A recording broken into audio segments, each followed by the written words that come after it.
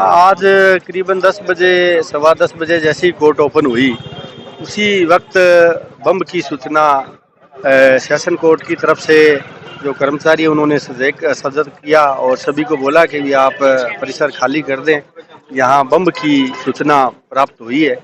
तो अभी इन्वेस्टिगेशन चल रही है और कोर्ट जो है कैंपस सारा बंद हो गया और सभी अधिवक्ता और साहिल जो भी थे परिसर में जितने भी कर्मचारी थे वो सब बाहर उनको जाने के लिए बोल दिया गया और सभी बाहर आ गए।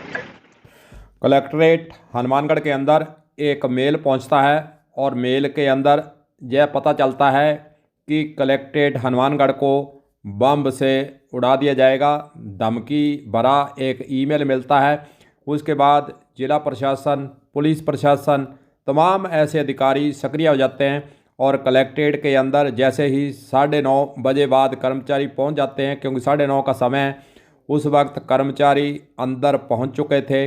और उसके बाद थोड़ी देर अंतराल के बाद यह मेल के बारे में सूचना प्राप्त होते ही सभी कर्मचारियों को, जो कलेक्ट्रेट के कर्मचारी थे, सभी को बाहर जाने के लिए कह दिया गया। सभी कर्मचारी पार्क के अंदर आ गए, कुछ बाहर चले गए और फिर इसी तरह का जो आदेश है, आगे निर्देश जो डीजे ऑफिस है, न्यायालय है, पास में ही न्यायालय है, वहाँ पर भी पहुँच जाता है। तमाम ऐसे एडवोकेट, तमाम ऐसे मुंशी, तमाम ऐसे कर्मचारी जो न्यायालय के अंदर भी पहुंच चुके थे, अपना कामकाज उन्होंने करना शुरू किया था, लेकिन उसके बाद उनको भी बाहर निकलने के लिए कह दिया जाता है कि आप बाहर चलें, सुरक्षित स्थान पर जाएं और किसी भी अफवाह से बचें और अधिकृत सूचना मिलने तक बम के बारे में दस्ता जो जांच करेगा और यहाँ पर जांच के बाद ही पता चल पाएगा कि आखिरकार यह जो बम के उड़ाने की धमकी झूठी है, सच्ची है। चलिए और सुनते हैं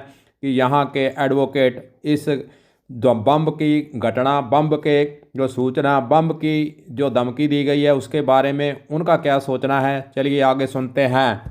काफी संख्या में लोग हैं, जांच का विषय है। देखो अभी क्या होता है बाद में पता चलेगा, अभी जांच चल रही है। आते ही जब हम पहुंचे 10:30 बजे तो कलेक्टर साहब की तरफ से कार्य भी मेल आया हुआ है कोई, और मेल में कोई बम की सूचना है तो उसकी जांच चल रही है। अच्छा, लोगों को किस प्रकार सचेत रहना, अफवाहों से बचना, उस पर क्या कहेंगे? लोग अभी जैसे यहाँ खड़े हैं, मेरा तो मानना है सब चले जाएं यहाँ से, जैसे भी है होगा। जांच कर रही है, प्रशासन करेगा, लोगों ने तो कुछ इसमें करना नहीं है।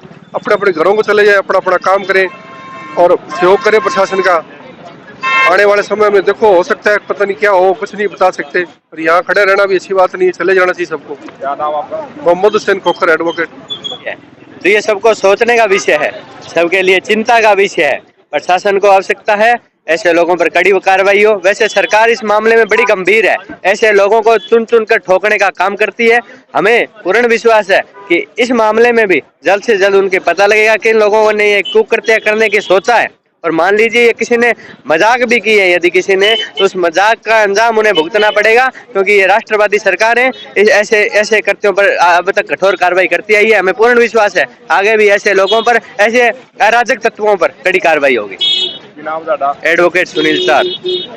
बम निरोधक दस्ते के द्वारा इस पूरी अफवाह या फिर सच्चाई या फिर बम अंदर होने का जो अंदेशा है, उसके अंदर जांच के बाद ही पता चल पाएगा आखिरकार बम से उड़ाने की धमकी की जो ईमेल आई है उसके अंदर जांच में क्या निकला, झूठी पाई गई, अफवाह थी, या ऐसे ही किसी को डराने धमकाने के लिए या किसी के द्वारा ईमेल कर यहाँ पर दहशत फैलाने का उसकी मंशा थी।